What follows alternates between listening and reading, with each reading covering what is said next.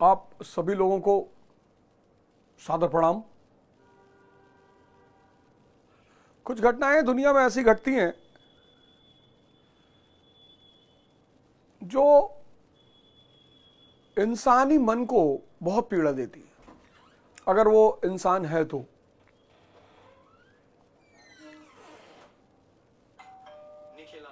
और ऐसी ही एक घटना है पहलगाम की।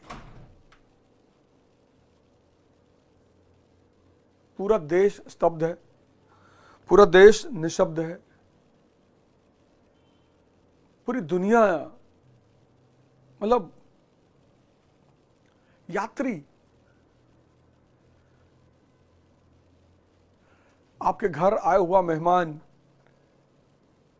आपके घर के मेहमान है वो, आपने एक नजीर पेश की।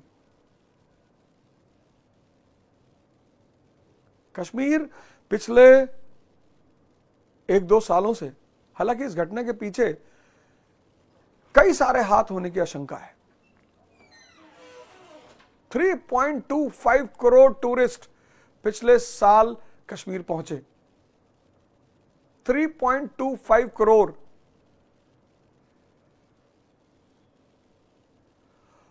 और अब जम्मू से सीधे जुड़ने जा रहा है श्रीनगर। और जैसे ही रेलवे की सुविधा शुरू हो जाएगी, कुछ घटनाएं बहुत जुड़ी होती हैं, जैसे ही रेलवे की सुविधा शुरू हो जाएगी, 1 अरब 50 करोड़ का देश अगर वो घूमने जाएगा तो अगर उसे समुद्र तट चाहिए तो वो केरल चला जाएगा। भारत एक ऐसा देश है जहां के लोगों को कोई भी लैंड टरेन देखने के लिए बाहर जाने की जरूरत नहीं है। जाना चाहे अलग बात, मतलब अगर वो किसी विशेष भौगोलिक दशा में घूमना चाहते हैं तो वो अलग बात है। किसी विशेष भौगोलिक देश में जाना चाहते हैं कि भाई, जैसे एक आजादी के बाद लोग घूमते रहे, और आजादी के बाद आप देखो जितनी मूवीज बनी, खासकर शम्मी कपूर की जितनी मूवीज बनी, वो सारी की सारी मूवीज, ज्यादातर मूवीज कश्मीर में बनी। और ऐसा मैंने सुना कि शम्मी कपूर साहब ने कहा था कि मेरे डेथ के बाद जो मेरी अस्थियां होंगी उन्हें डल झील में डाल देना। 1990 का लिबरलाइजेशन आया, 91 का। अब जब देश में पैसा आएगा और लोग घूमने निकलेंगे,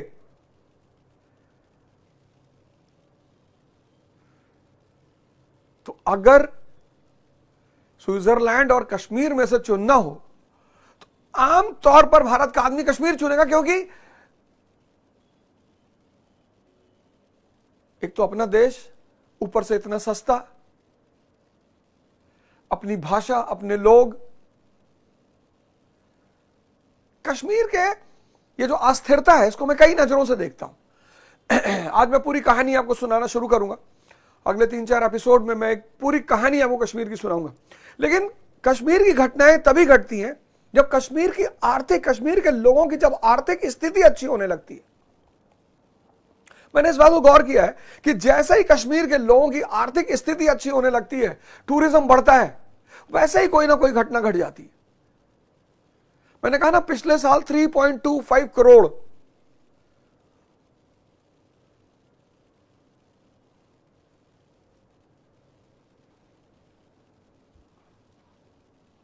और भारत एक ऐसा देश है, अगर आपको समुद्र तट घूमना है आप केरला चले आओ, आपको समुद्र तट घूमना है आप तमिलनाडु चले आओ, आपको फॉरेस्ट एरिया में घूमना है आप असम चले आओ, नॉर्थ ईस्ट चले आओ, आपको रेगिस्तान जाना है आप राजस्थान चले आओ, आपको प्लेन्स में टहलना है यूपी बिहार आपके सामने ही है।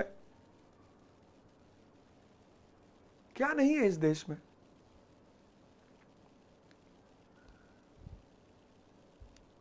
मतलब क्या नहीं है इस देश में? अगर एक एंगल से देखा जाए तो इस देश में क्या नहीं है।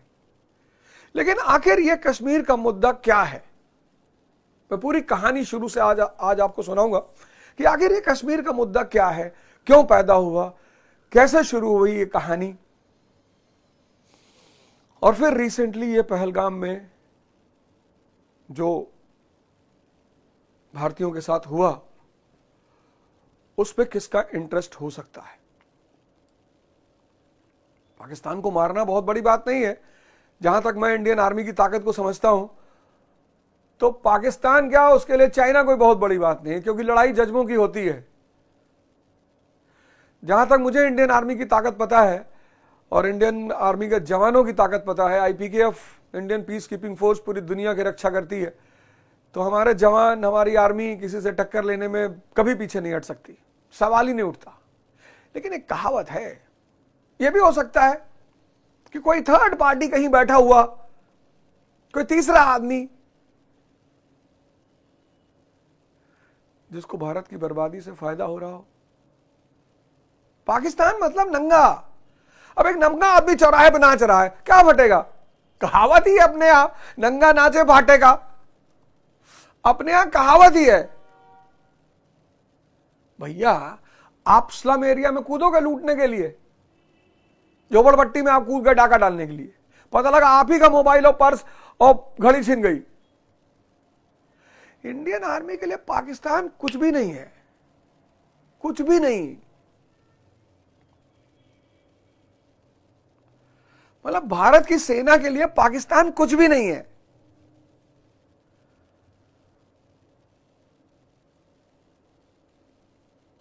अब यह समय है जब हमको निर्णय ऐसे लेने हैं, मतलब निर्णय तो लेने ही है। उस ताकत का क्या फायदा जो अपनी रक्षा ही ना कर सके? उस ताकत का क्या फायदा जो अपनी रक्षा ना कर सके? भाई भगवान राम भगवान है, बिल्कुल है भगवान, और भगवत्ता जैसे लक्षण भी है, रावण को समझा भी रहे हैं, और एक बार रावण को नहीं समझाया उन्होंने एक बार रावण को नहीं समझाया, यही उनकी महानता है। एक बार नहीं, एक बार विभीषण को भेजा, एक बार हनुमान जी को भेजा, एक बार अंगद जी को भेजा। भगवान स्वयं 3-3 बार समझा रहे हैं, नहीं मान रहा है।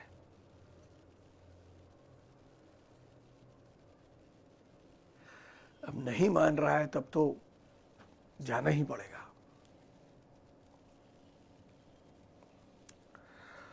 खैर, पाकिस्तान, ये सीन जो है ना, खासकर ये फोटो तो इतनी दिल दहलाने वाली है। ये बहन हमारी हिमांशी है शायद, मतलब ये फ्रीडम फाइट नहीं है ना। मैंने आज पाकिस्तान के एक मिनिस्टर को सुना कि वो स्वतंत्रता सेनानी है। ये नहीं, ऐसे लड़ाइयां नहीं लड़ी जाती।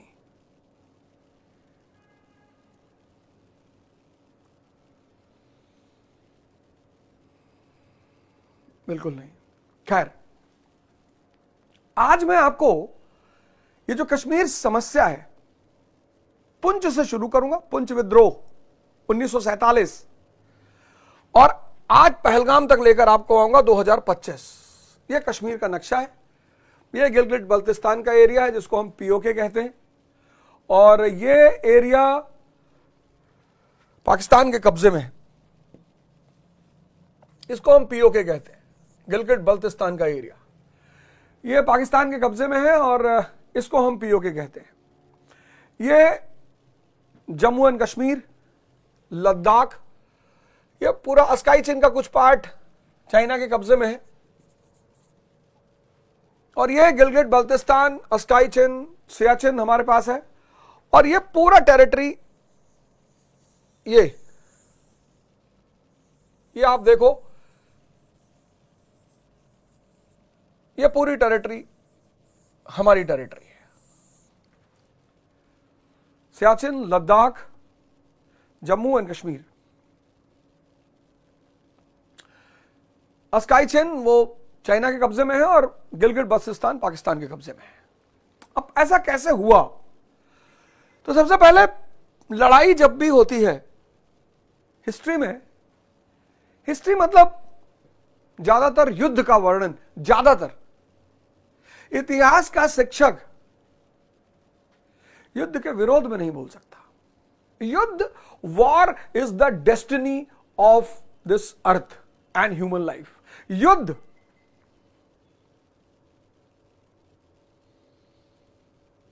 तो होगा ही। मतलब अगर मैं युद्ध के बारे में बोलना शुरू करूं सिर्फ इंडियन हिस्ट्री के, तो 50 युद्ध तो आपको बता ही सकता हूं यहां से। कलिंग आपने सुना ही, कितना नरसंहार हुआ। तराइन 1191, तराइन 1192, चंदावर 1194, पानीपत 1526, खानवा 1527, Panipat 1556, Karnal 1739, third battle of Panipat 1761। अरे युद्ध युद्ध युद्ध। तो आखिर ऐसा क्यों है? इस धरती पे युद्ध क्यों होते हैं? उसकी एक बड़ी सीमित वजह है, बड़ी सिंपल सी वजह है। युद्ध होते हैं लिमिटेड रिसोर्सेस, अनलिमिटेड एस्पिरेशंस। संसाधन जो है वो लिमिटेड है, और उस संसाधन पे कब्जा करने वाले बहुसंख्यक हैं।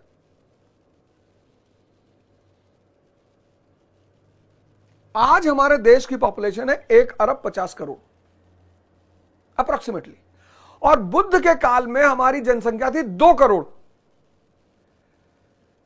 सोचो, पूरे भारतीय उपमहाद्वीप में सिर्फ 2 करोड़ लोग थे। कितना रिसोर्स रहा होगा लोगों के पास।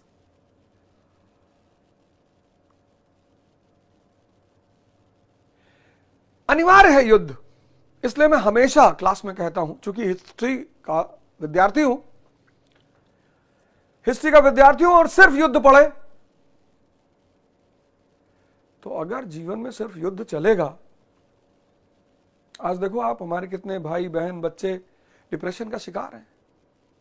बचपन से लेकर 12 तक, ग्रेजुएशन तक सिर्फ पढ़ाई की, मन की शक्ति और तन की शक्ति पे ध्यान ही नहीं दिया, और 20 साल की उम्र आते ही आते आप दुनिया के युद्ध में शामिल हो जाते हो। महाभारत बड़ा प्यारा शब्द है, महाभारत बड़ा प्यारा शब्द है। महाभारत मतलब चैलेंज। हम सब अर्जुन हैं, और हम सब के जीवन में अपनी अपनी महाभारत है। इस संसार में ऐसा कोई व्यक्ति नहीं है जिसके जीवन में उसकी महाभारत ना हो। चाहे तुम चैलेंज कह लो, चाहे महाभारत कह लो, दोनों का मतलब एक है। बस उस महाभारत से वही निकलेगा जिसके पास कृष्ण होगा। अभिमन्यु होने से भी कुछ नहीं कि बहुत अच्छा लड़ना जानते हैं, बहुत बड़ा योद्धा है, घुस गए। हर व्यक्ति को एक कृष्ण चाहिए अपनी महाभारत से बाहर निकलने के लिए। तो युद्ध तो अनिवार्य है। अब युद्ध 3 चीजों के लिए होगा। पहला, रिसोर्स के लिए। अब तिब्बत पे कब्जा हो गया, चीन का कब्जा है तिब्बत पे, और दलाई लामा बेचारे पिछले 50 सालों से चिल्ला रहे हैं, साहब हमारा देश कब्जा हो गया, साहब हमारा देश कब्जा हो गया। आज अगर तिब्बत में यह पता चल जाए कि अगले 500 साल के तेल का रिजर्वॉयर है, कल अमेरिका खड़ा हो जाएगा। Oh it's a violation of human rights and it's against the democratic principles of the people. तुरंत अमेरिका खड़ा हो जाएगा। लेकिन अमेरिका को पता है कि पठार के लिए क्यों लड़ना यार। जब नाटो बनी 1949 में, तो पूछा गया भाई नाटो क्यों बनाए, तो बोले to protect democratic principles and humanism in the world. जहां जहां भी प्रजातंत्र को नुकसान पहुंचेगा हम उसकी रक्षा करेंगे। लोगों ने कहा वाह यार बहुत बढ़िया। तो प्रजातंत्र का नुकसान अमेरिका की नजर में कहां हुआ? इराक में, लीबिया में। पाकिस्तान में प्रजातंत्र का नुकसान उसको कभी दिखाई नहीं पड़ा।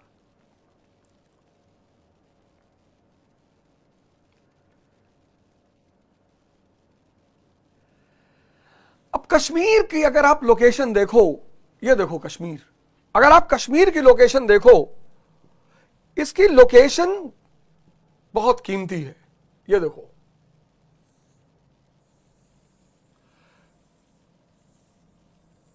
ये देखो कश्मीर की लोकेशन। 4 दरवाजे हैं कश्मीर में। एक दरवाजा खुलता है भारत में, एक दरवाजा खुलता है चीन में, एक दरवाजा खुलता है रशिया की तरफ, और एक दरवाजा खुलता है अफगानिस्तान और ईरान की तरफ। 4 दरवाजे। तो इसका मतलब स्ट्रैटेजिकल इंपॉर्टेंस, सामरिक महत्व। तो पहला महत्व कश्मीर का क्या है? सामरिक, स्ट्रैटेजिकल। 4 दरवाजे।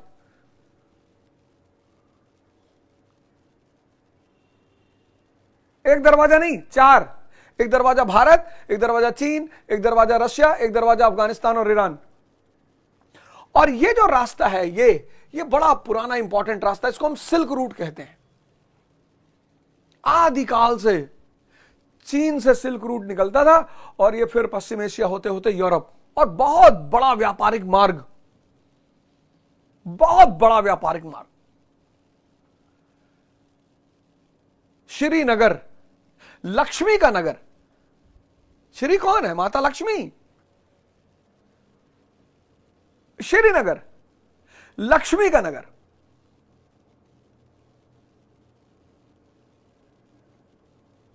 अब इधर से व्यापारी आएगा तो भी कश्मीर से निकलेगा, चीन से व्यापारी आएगा तो भी कश्मीर से निकलेगा, उधर रशिया की तरफ से व्यापारी आएगा तो भी इधर से निकलेगा, भारत का व्यापारी तो भी। तो पहली बात तो कश्मीर का सामरिक महत्व, स्ट्रैटेजिकल इंपॉर्टेंस, सामरिक स्ट्रैटेजिकल इंपॉर्टेंस, क्योंकि चार चार दरवाजे। और दूसरी बात रिसोर्सेज, फर्टाइल प्लेन्स,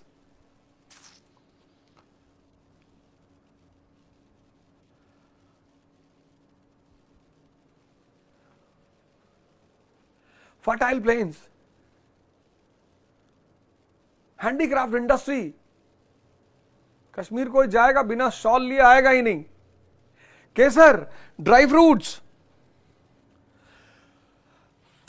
लेकिन उससे भी बड़ी बात है, उससे भी वाटर रिसोर्स, जल संसाधन। सतलज और इंदस, इन तीन चीजों ने कश्मीर को महत्वपूर्ण बना रखा है। पहला सामरिक महत्व, चार चार दरवाजे मैंने आपको बताए। दूसरा रिसोर्सेस, उपजाऊ भूमि, फलों के बगान, केसर की खेती, हैंडीक्राफ्ट इंडस्ट्री, और उससे बड़ी चीज वाटर रिसोर्स, जल संसाधन। और इन तीनों चीजों ने कश्मीर की कीमत बढ़ा रखी है। अब यह आधुनिक कश्मीर की कहानी शुरू कहां होती है? जेएनके जो स्टेट बनाया, जेएनके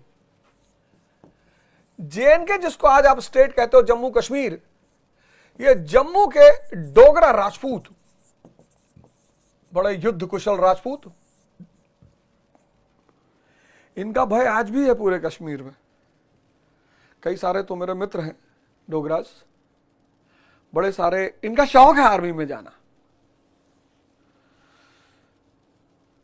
अनुराग जमवाल हमारे साथ हुआ करते थे, सांब्याल, सांबा से था अनुराग सांब्याल, बड़े सारे लोग हैं।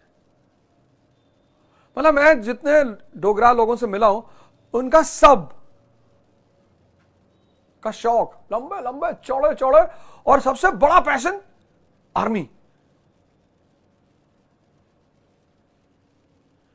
मैंने लिटरली इनका खौफ, 2009 की बात है, मैं कश्मीर में क्लास ले रहा था। तो दिसंबर में भाई जब बर्फ से सब कुछ बंद हो जाता, तो ये हुआ कि भाई अब तो जम्मू में ही क्लास चलेगी। मैं एक संस्था में पढ़ाता था, उनका सेंटर श्रीनगर में भी था, जम्मू में भी था। तो ये हुआ कि भाई अब यहाँ की क्लास बंद हो जाएगी। तो मैंने कहा यार ऐसा करो, तुम जम्मू आके पढ़ लो। एक लड़का था, तो मैंने उससे कहा भाई तू जम्मू आके पढ़ ले। उसने कहा सर जम्मू नहीं आएंगे। मैंने कहा क्यों? कहा सर वहाँ डोगरा लोग रहते हैं। अरे मैंने कहा भैया डोगरा रहते हैं तो कौन सी बड़ी दिक्कत की बात है? नहीं सर, वो वॉर सर, वॉर। इस कम्युनिटी ने, डोगरा राजपूतों ने, इन्होंने, अब इनका जो मेन बेस है डोगरास का, वो है जम्मू। जम्मू इनका बेस है।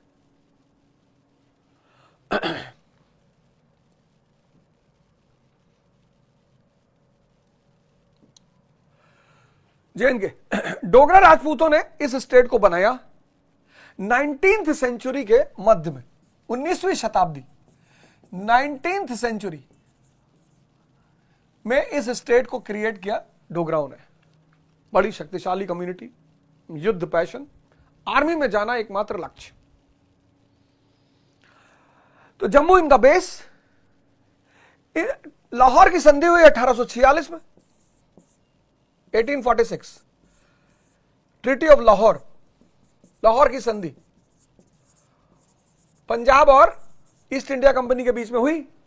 ईस्ट इंडिया कंपनी ने पंजाब से कश्मीर ले लिया और कश्मीर लेके डोगरा राजा गुलाब सिंह, महाराजा गुलाब सिंह को कश्मीर भेज दिया। ईस्ट इंडिया कंपनी ने 1846 की लाहौर की संधि के तहत पंजाब स्टेट से कश्मीर लेके 50 लाख रुपए में महाराजा गुलाब सिंह को बेच दिया। तो अब जम्मू के साथ साथ कश्मीर भी डोगरा लोगों के कब्जे में 1846 में। 1850 में के आसपास इन लोगों ने बुद्धिस्ट लामाओं से लद्दाख ले लिया और 1840s के बाद इन्होंने अफगानियों से लिया गिलगिट और बल्तिस्तान। देख लीजिए आधुनिक कश्मीर कैसे बना। आधुनिक कश्मीर को बनाया डोगरा राजपूतों ने।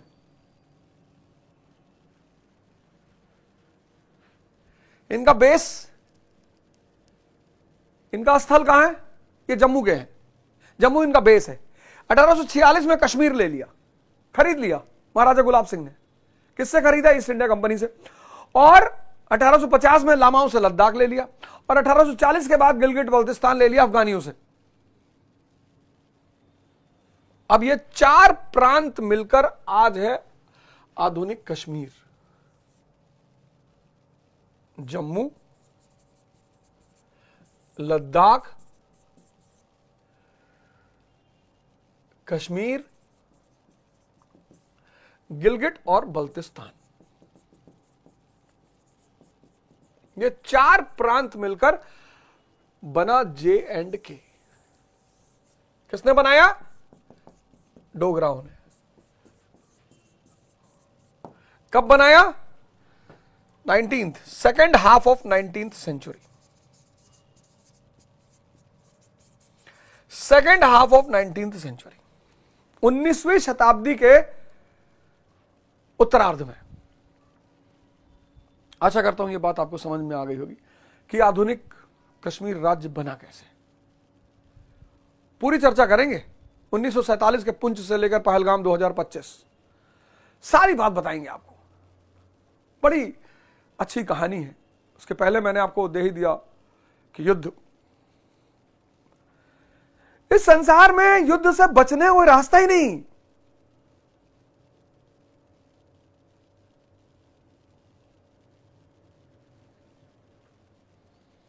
और आज इसीलिए मैं अभिभावकों से कहता हूं, मां बाप से कहता हूं कि अपने बच्चे की शिक्षा के साथ उसके व्यक्तित्व के विकास पर भी ध्यान दीजिए। लव कुश मॉडल में बनाइए उनको, सांब मॉडल में मत बनाइए। भगवान राम और भगवान कृष्ण के बच्चों में एक ही फर्क है। भगवान राम के बच्चे आश्रम में पले बढ़े, लव कुश।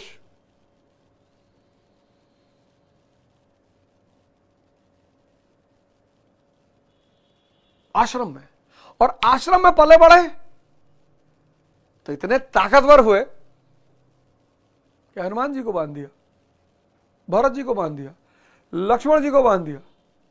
वो तो सीता मैया टाइम पे निकल आई।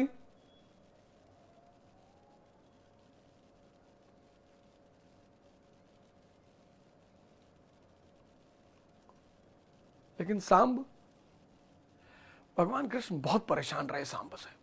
अपने बच्चों को लवकुश मॉडल में पालिए। लवकुश, छुट्टी हो रही है, गर्मी की छुट्टियां आ रही हैं, बड़े सारे गुरुकुल हैं इस देश में, बड़े सारे गुरुकुल हैं। आप ले जाइए उन्हें, एक हफ्ता लंदन भी टहला लाइए, फ्रांस भी टहला लाइए, गोवा टहला लाइए, जहां को मानो। लेकिन छुट्टी 2 महीने की छुट्टी में इनको कम से कम 15 दिन किसी गुरुकुल में रखिए, योग सिखाइए। आप कहीं नहीं भेज सकते? हमको बताइए, हरिद्वार में चिन्मय भैया है,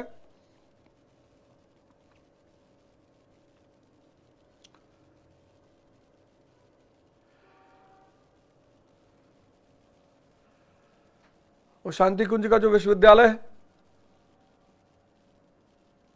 वो बच्चों को भेजिए अच्छी जगह, इनको other side of the life दिखाई कि बेटा तैयारी करते रहो, क्योंकि आपको पता होगा कि 20 साल के बाद कुछ लोग तो बचपन से ही युद्ध का सामना करने लगते हैं।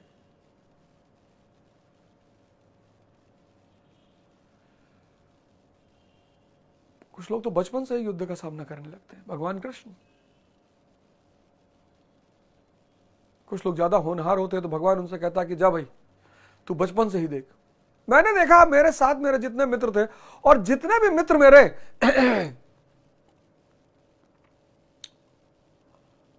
खूब लाड प्यार में पले, मैं आज उनको देखता हूं कि वो जीवन की लड़ाई में कहीं ना कहीं सरेंडर कर चुके हैं।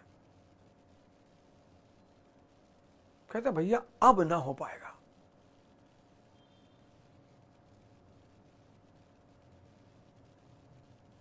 तो यह है जम्मू कश्मीर राज्य का निर्माण।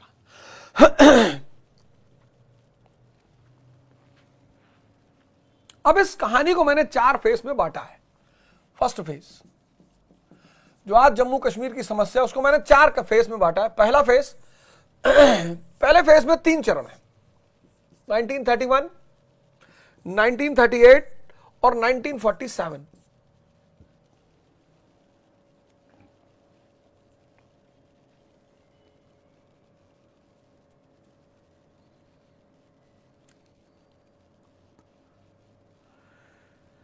तीन चरण। तो 19वीं शताब्दी के उत्तरार्ध में कश्मीर राज्य का जन्म हुआ। किसने जन्म दिया? डोगराओं ने। और 20वीं शताब्दी के उत्तरार्ध में कश्मीर समस्या का जन्म हुआ। 19वीं शताब्दी के उत्तरार्ध में, second half of 19th century, Kashmir as a state was born, and second half of 20th century Kashmir issue starts. तो कैसे? अब कश्मीर का जो सोशल स्ट्रक्चर था, सामाजिक संरचना,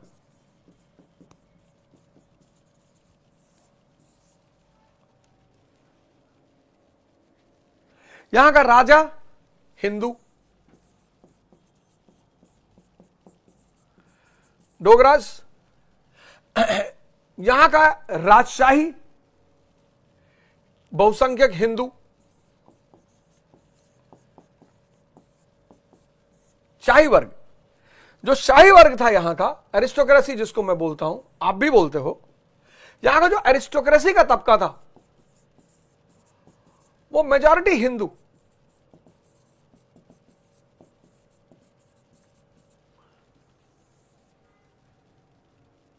और मेजॉरिटी पॉपुलेशन, मेजॉरिटी जनसंख्या किसकी? मुसलमानों की, मुस्लिम्स।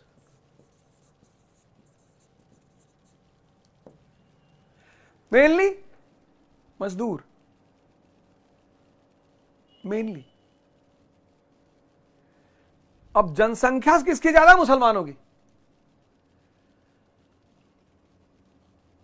और शाही वर्ग कौन है? हिंदू।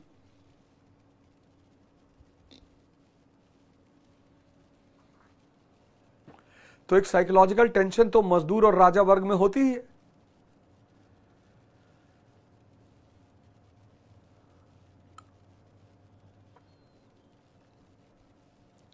उन्नीस सौ 91 के पहले की जो फिल्में आप देखोगे तो उसमें भी आप देखोगे जो भी अमीर आदमी है उसको हिंदू दिखाया गया है।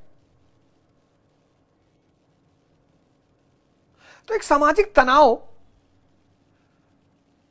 कश्मीर के समाज में व्याप्त था। सोशल टेंशन, एक सोशल टेंशन था, सामाजिक तनाव।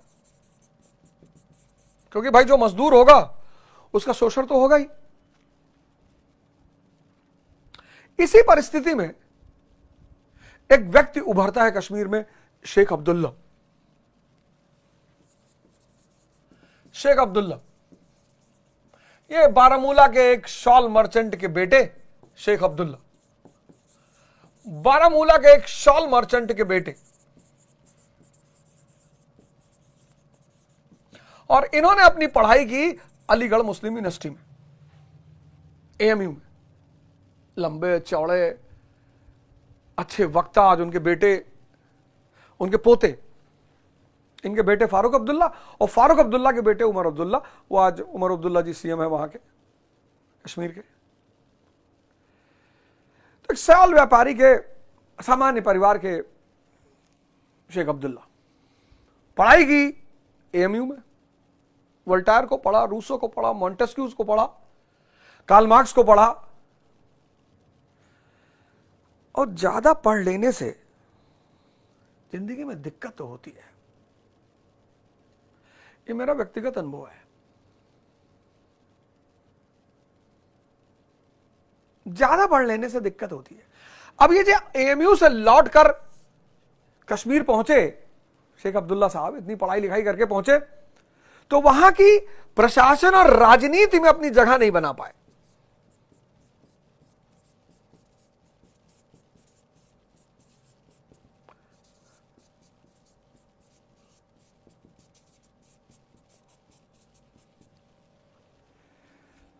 अब एएमयू का पढ़ा लिखा आदमी, Voltaire, Rousseau, Montesquieu, Karl Marx, विटगेनस्टाइन,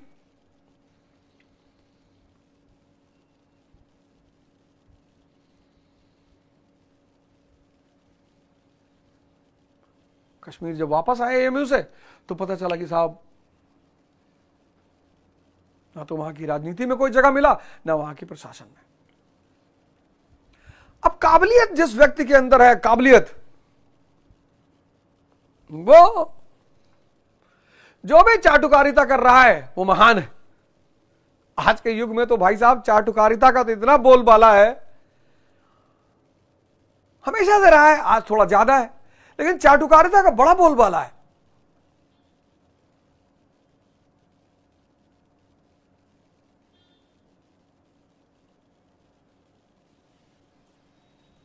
और जहां योग्यता है वहां सजदा तो है ही नहीं। महात्मा बुद्ध परम ज्ञानी किसी को सजदा कर सकते हैं? कभी नहीं। डॉक्टर अंबेडकर सजदा कर सकते हैं? कभी नहीं। लड़ेंगे? तो जब इनको वहां के प्रशासन में और राजनीति में जगह नहीं मिली तो 1931 में इन्होंने एक पार्टी बनाई, ऑल JNK मुस्लिम कॉन्फ्रेंस।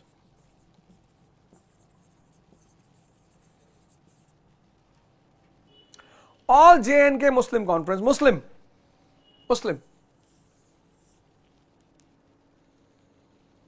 कि मुसलमानों के हक के लिए लड़ेंगे। लेकिन महाराजा हरि सिंह की सेना ने इनका दमन किया।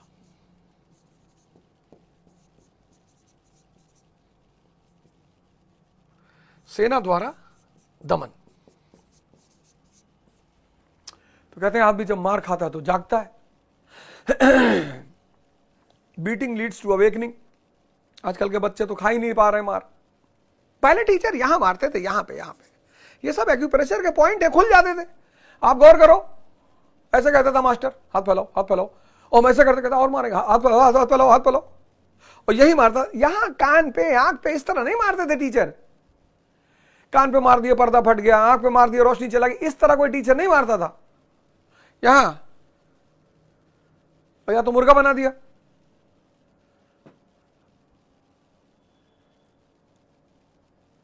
Beating leads to awakening.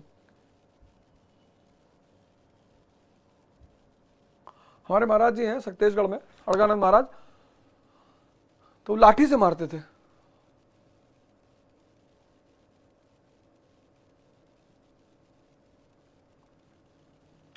तो जब इनका दमन हुआ तब इनकी आंखें खुली कि यार एक पक्ष को लेकर चलेंगे तो बाकी लोगों का सपोर्ट ही नहीं मिलेगा, और ताकतवर तबका तो हिंदू तबका है इस प्रदेश में। तो इन्होंने क्या किया, इस पार्टी का नाम इन्होंने बदला 1938 में, और इन्होंने अब नाम रखा नेशनल कॉन्फ्रेंस, जो आज पार्टी है नेशनल कॉन्फ्रेंस। नेशनल कॉन्फ्रेंस, और नेशनल कॉन्फ्रेंस का गोल क्या था? सेकुलरिज्म, धर्मनिरपेक्षता। वाह।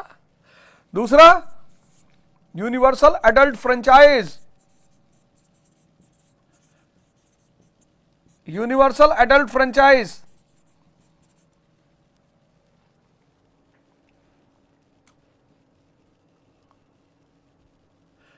वयस्क मताधिकार,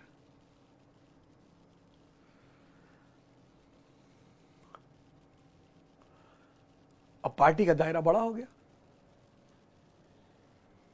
अब ये सबकी बात करने लगे अब्दुल्ला साहब। अब जब ये सबकी बात करने लगे तो सबने इनको अप्रिशिएट करने का, वेरी गुड, बहुत अच्छा। और इसी पृष्ठभूमि में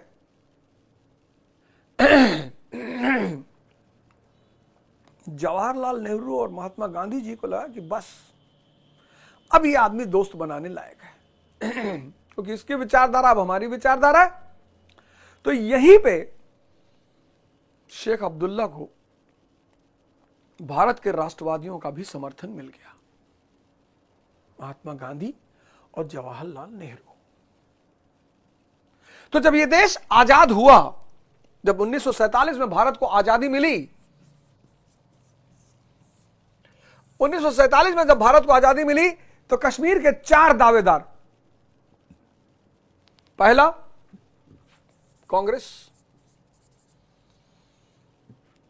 दूसरा महाराजा हरि सिंह,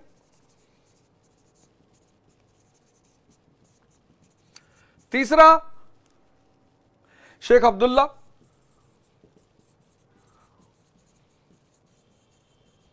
और चौथा मोहम्मद अली जिन्ना यानी पाकिस्तान। जब भारत आजाद हुआ तो कश्मीर के 4 दावेदार, 4,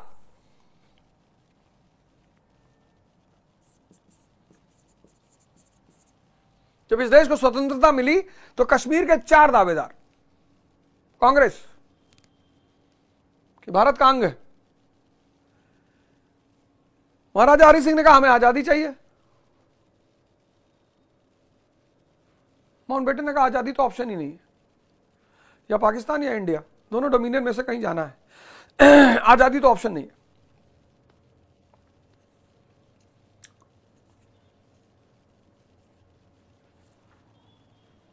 जिन्ना बोले 2 नेशन थ्योरी के हिसाब से हमारा है, मुस्लिम डोमिनेटेड एरिया है।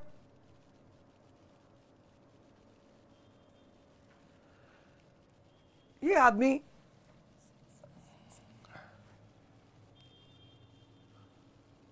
ये कह रहे थे हमारा है, ये कह रहे थे हमें आजादी चाहिए, ये कह रहे थे पाकिस्तान का है।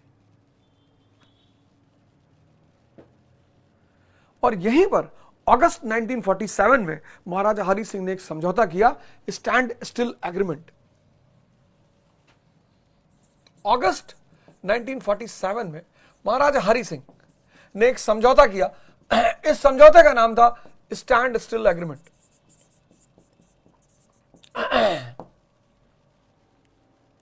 इस समझौते के अंदर defence, transport and communication,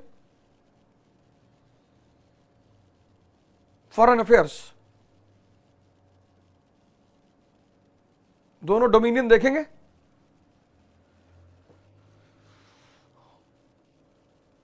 defence, transport and communication, foreign affairs. और कश्मीर एसेशन के बारे में तब सोचेगा जब उसके ऊपर कोई हमला होगा, और जो हमला करेगा कश्मीर दूसरी साइड में चला जाएगा। पाकिस्तान हमला करेगी, कश्मीर भारत की तरफ चला जाएगा, भारत हमला करेगा, कश्मीर पाकिस्तान की तरफ चला जाएगा।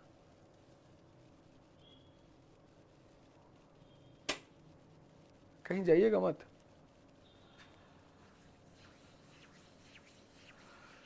और यहीं पर एक बड़ा कांड हुआ, पुंछ विद्रोह, सरदार इब्राहिम खान। कल चर्चा करेंगे, कहीं जाइएगा मत, पूरी कहानी सुनाएंगे आपको कश्मीर की, पुंछ विद्रोह से लेकर 2025 पहलगाम तक। जय हिंद, जय भारत।